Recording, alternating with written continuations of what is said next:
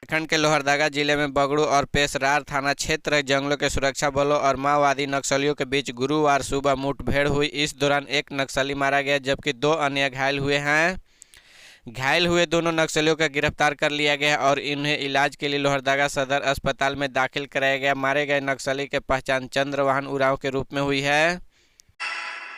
सरकार के 3 साल होने पर रांची के झारखंड जन सेवा का 3 वर्ष कार्यक्रम का आयोजन किया गया। यहाँ सीएम हेमंत सोरेन ने जहां लाभुक के बीच डीबीटी की सहायता राशि दी। मुख्यमंत्री हेमंत सोरेन नेतृत्व में झारखंड सरकार अपने कार्यालय में 3 वर्ष पूरे कर लिए गए हैं। इस मौके पर झारखंड मंत्रालय में जन सेवा के 3 वर्ष कार्यक्रम का आयोजन किया गया। इस कार्यक्रम में सरकार ने अपने उपलब्धि बताकर लक्ष्य के अनुरूप में काम करने का वादा दोहराया। हेमंत सोरेन सरकार का 3 साल पूरे होने पर झारखंड मंत्रालय जन सेवा 3 वर्ष के कार्यक्रम में हुआ। यहाँ मुख्यमंत्री हेमंत सोरेन अलावा मंत्री आलमगीर आलम, मंत्री सत्यानंद भोक्ता, मुख्य सचिव सुखदेव सिंह, सीएम ने सचिव विनय कुमार चौबे सहित मौजूद रहे हैं। इस अवसर पर राज्य सरकार के द्वारा चलाई गई विभिन्न योजनाओं के तहत लाभुक को सहायता राशि डीबीटी के माध्यम से प्रदान की गई। मुख्यमंत्री हेमंत सोरेन हाथों में आपकी योजना आपकी सरकार आपके द्वारा कार्यक्रम आधारित पुस्तिका कार्मिक प्रशासनिक सुधार एवं राज्यसभा विभाग द्वारा प्रकाशित झारखंड के पारा शिक्षकों के नए साल का तोहफा इस तारीख से मिलेगा बढ़ा हुआ मानदेय। 1 जनवरी 2023 से राज्य के पारा शिक्षकों के सहायक अध्यापक के मानदेय में 4% वृद्धि की जाएगी। झारखंड शिक्षा परियोजना की ओर से इस संबंध में पत्र जारी कर दिया गया है। परियोजना के निदेशक द्वारा जिलों को भेजे गए पत्र में कहा कि झारखंड सहायक अध्यापक सेवा शर्त नियमावली में शिक्षकों के मानदेय में प्रति वर्ष 4% बढ़ोतरी का प्रावधान है, पर यह कब से होगी इसकी तिथि निर्धारित नहीं थी। इसकी शुरुआत 1 जनवरी 2023 से की जाएगी। वैसे पारा शिक्षक जिनके प्रमाण पत्र का सत्यापन हो गया उनके संतोषप्रद में सेवा के संतुष्टि प्रशासनिक अनुशासनिक पदाधिकारी का कराया जाए। सभी जिला शिक्षक पदाधिकारी जिला शिक्षा अधीक्षक को इस संबंध में आवश्यक कार्रवाई करने का कहा गया है कि राज्य में वर्तमान 61,421 पारा शिक्षक कार्यरत हैं। 12,772 शिक्षक झारखंड शिक्षक प्राथमिक में परीक्षा में सफल है जबकि 47,191 शिक्षक प्रशिक्षित हैं। वही राज्य में 1458 अपर शिक्षित हैं। हेमंत सरकार 3 साल कार्यकाल में लेकर सुदेश महतो ने जमकर बोला हमला। आसू पार्टी के केंद्रीय अध्यक्ष सुदेश महतो ने कहा कि हेमंत सोरेन सरकार ने अपने 3 साल के कार्यकाल में सबसे ज़्यादा झारखंड के युवाओं के साथ विश्वासघात किया है। नियोजन नीति रोजगार बेरोजगारी भत्ता के नाम पर युवा ठगे गए। मुख्यमंत्री ने 1 साल में 5 लाख नौकरियां देने का वादा किया था लेकिन 3 साल में महज 550 नियुक्तियां हुई है। श्री महतो पार्टी कार्यकाल में पत्रकारों से बात करते थे। उन्हें कहा कि सरकार ने 3 साल में जनादेश का जन भावना का अपमान किया है। यूपीएससी ने जारी किया अगले 3 महीने का कैलेंडर। 17 जनवरी से होगी इंटरव्यू प्रक्रिया। झारखंड लोक सेवा आयोग ने बुधवार के अगले 3 महीने का परीक्षा कैलेंडर जारी कर दिया है। 17 जनवरी का इंटरव्यू की प्रक्रिया शुरू कर दी जाएगी। 28 मार्च तक इंटरव्यू की प्रक्रिया चलेगी। जेपीएससी ने पिछले 3 महीने में कई नियुक्तियां। जेपीएससी ने पिछले 3 महीने में 1000 से ज़्यादा नियुक्तियां और दर्जनों प्रवर्तनी के प्रक्रियाओं का पूरा किया। इनमें से मुख्य रूप से सहायक अभियंता चिकित्सा पदाधिकारी पशु चिकित्सक विश्वविद्यालय के विभिन्न विषयों में सहायक प्राध्यापक शामिल हैं।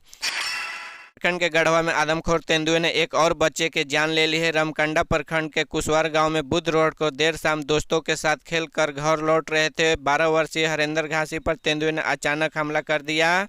बच्चे के गर्दन अपने जबड़े में ले ली और उसे खींचकर जंगल की तरफ भागने लगा। इसी बीच काफी बच्चों ने शोर मचाने पर ग्रामीण दौड़े तो उसे छोड़कर भाग निकाला लेकिन खून से लथपथ बच्चे ने अस्पताल पहुंचे से पहले ही दम तोड़ दिया। बता दें कि पिछले 20 दिनों में गढ़वा और लातेहार में 4 बच्चे के तेंदुए का निवाला बन गए हैं। तेंदुए ने बुधवार को इसी गांव में एक किसान के गौशाला बैल को भी मार डाला जबकि दूसरे बैल को बुरी तरह से घायल कर दिया। तेंदुए के हमले मारे गए बच्चों के घर में कोहराम मचा। तेंदुए की वजह से पूरे जिले के कम से कम 2 दर्जन गाँव में दहशत की स्थिति है। इधर वन विभाग ने तेंदुए के पकड़ने के लिए इलाके में कई जगहों पर पिंजड़े के ट्रैपिंग कैमरे लगाए गए हैं लेकिन वह अब तक पकड़े से बाहर हैं। पिछले 2 दिनों में ड्रोन के जरिए निगरानी की जा रही है। इसके बावजूद बुधवार को उसके हमले के बालक की मौत से लोग गुस्से हैं। झारखंड के हेमंत सोरेन सरकार का 3 साल का कार्यकाल में आज पूरा कर लिया। इस अवसर पर गुरुवार 29 दिसंबर 2022 को प्रोजेक्ट भवन में आयोजित विषय कार्यक्रम में प्रदेश के जनता 890 करोड़ रुपए की योजना की सौगात दी। किसानों के खाते में 232 करोड़ रुपए का ऑनलाइन ट्रांसफर किए जाए। मुख्यमंत्री हेमंत सोरेन ने इस अवसर पर विश्वास जताया कि प्रदेश जल्द तरक्की करेगा। हेमंत सोरेन ने सूखा राहत योजना के ऐतिहासिक कदम बताए। उन्हें कहा कि प्रदेश में कई बार सूखा पड़ा, लेकिन जिस तरह उनकी सरकार का किसानों का समय रहते राहत दी है। प्रधानमंत्री नरेंद्र मोदी के अध्यक्षता में शुक्रवार के कोलकाता के भारतीय नौसेना मुख्यालय में राष्ट्रीय गंगा परिषद की बैठक होगी। इस बैठक में झारखंड के मुख्यमंत्री हेमंत सोरेन के अलावा 5 राज्य के पश्चिम बंगाल, बिहार, यूपी और उत्तराखंड का भी मुख्यमंत्री शामिल होंगे। नमामि गंगे के तहत इन 5 राज्यों में चल रही परियोजना की समीक्षा होगी। गंगा के स्वच्छता, निर्मलता और अविरलता के लिए झारखंड के साहेबगंज और राजमहल के नमामि गंगे परियोजना के तहत काम चल रहे हैं। मुख्यमंत्री हेमंत सोरेन बैठक की परियोजना की ओर से बेहतर तरीके के प्रभावी बनाने के लिए राज्य की ओर से सुझाव देंगे। बैठक में झारखंड के मुख्य सचिव सुखदेव सिंह, नगर विकास सचिव विनय चौबे और सूडी निदेशक अमित कुमार समेत पदाधिकारी बैठक में शामिल होंगे। गौरतलब है कि राष्ट्रीय गंगा परिषद की यह दूसरी बैठक, इससे पहले 14 दिसंबर को पहली बैठक कानपुर में हुई थी। कोरोना से निपटने के लिए स्वास्थ्य विभाग पुख्ता तैयारी कर रहा है, खासकर ऑक्सीजन को लेकर। अधिकारियों के माने तो यदि कोरोना फैसला तो जिले के अस्पतालों में मरीजों के ऑक्सीजन से किल्लत नहीं झेलनी पड़ रही। बता दें कि कोरोना के दूसरी लहर में अचानक बढ़ी कोरोना के संक्रमित मरीजों की संख्या ने जिलों के स्वास्थ्य व्यवस्था चरमरा कर रख दिया। ऑक्सीजन को लेकर मरीजों को सबसे ज़्यादा परेशानी हुई थी। भी मरीजों को ऑक्सीजन नहीं मिल रही थी। डॉक्टर भी मानते थे कि ऑक्सीजन की किल्लत के कई मरीजों के जानी गई थी। कोरोना संक्रमित के साथ आम मरीजों के शामिल थे। अधिकारियों के अनुसार अब दोबारा ऐसी स्थिति उत्पन्न नहीं होगी। ऑक्सीजन के पर्याप्त व्यवस्था